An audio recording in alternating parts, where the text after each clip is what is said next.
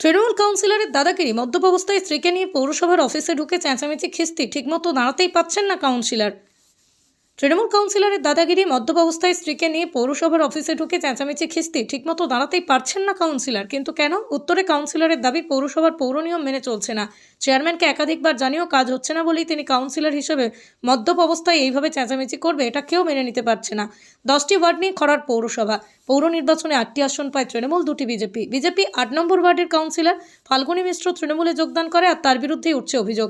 মাঝে মধ্যেই ফাল্গুনী মিশ্র মদ্যপ অবস্থায় পৌরসভায় গিয়ে চেঁচামেচি করে বলে অভিযোগ চেয়ারম্যানের। পৌরসভার চেয়ারম্যান সন্ন্যাসী দলুইয়ের দাবি, বিজেপি থেকে এসেছে ওই কাউন্সিলর ফাল্গুনী মিশ্র, এখনও বিজেপির সঙ্গে আঁতাত রয়েছে, তাই পৌরসভায় মাঝে মধ্যেই মদ্যপ অবস্থায় এসে ঝামেলা করছে। আমি আমার সংগঠনকে বিষয়টি জানিয়েছি। আমার ভালো লাগছে নোংরা একটা বিষয় আছে, এত নোংরা কি করে মানবো না, আমি থাকবো না, ছেড়ে দিন না, কি করছে করুক না, আমার বিরক্ত আছে, আমার ভালো লাগছে না, ছেড়ে দে,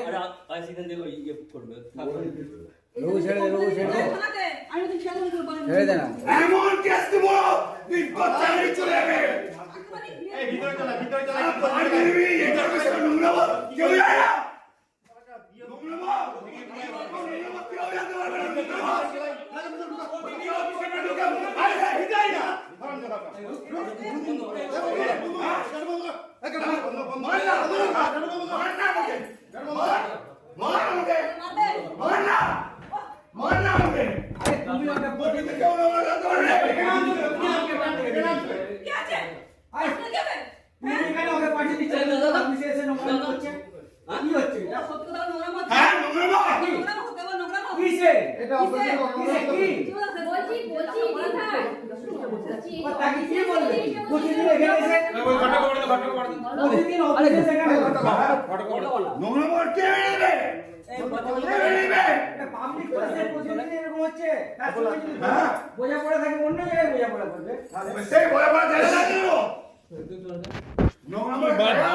কি যাবো বলতো ছবি বানাবো, তোর কোনো বাবা বাঁচতে পারবে, তুই অ্যারেস্ট হবি, আমি কিন্তু বললাম আমরা অ্যারেস্ট হবনি না না। পাওয়া যাচ্ছে যে পৌরসভায় যে আপনি একটু উত্তেজিত হয়ে কথা বলছেন, কারণটা কি?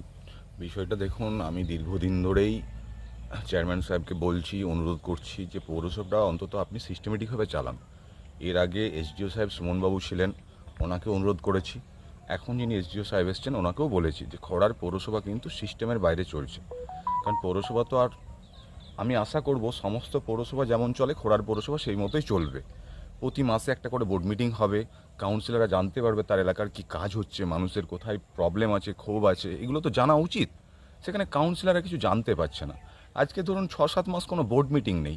সব দিকে যেটা মানে ভাবলে অবাক হয়ে যাবে, আজকে প্রায় 2022 থেকে আজকে 2026 সাল চলছে, 10টা বোর্ড মিটিং হয়নি।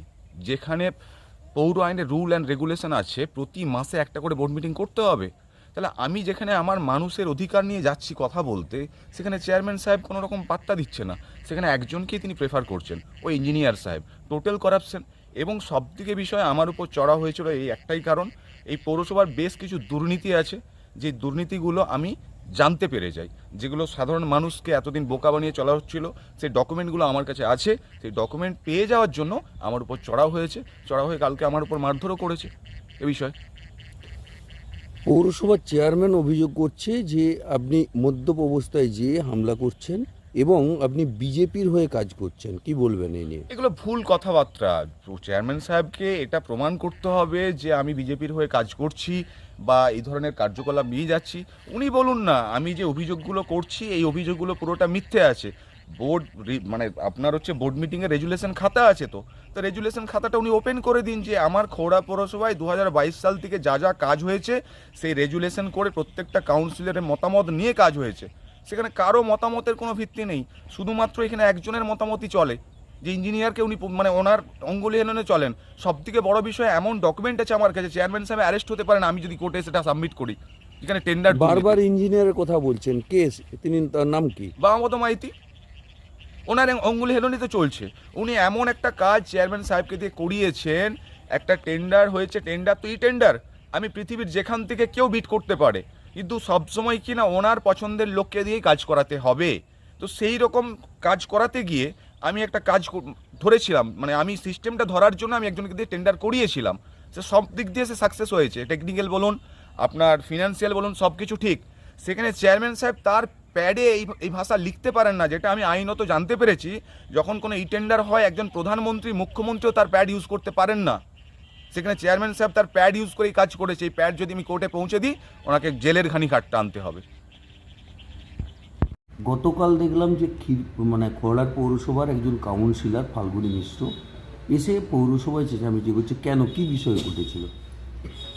আমাদের সঙ্গে কোনো বিষয় নিয়ে ও আলোচনা কোনোদিন করে, আমার সঙ্গে অন্তত করে। তারপরে আমাদের পার্টি আছে, পার্টির সঙ্গে আলোচনা করতে পারে। তার কি প্রবলেম? সে আমাদের ছিল না, সে বিজেপির কাউন্সিলর ছিল, আমাদের দলে উপর নেতৃত্বকে ধরে ঢুকেছিল।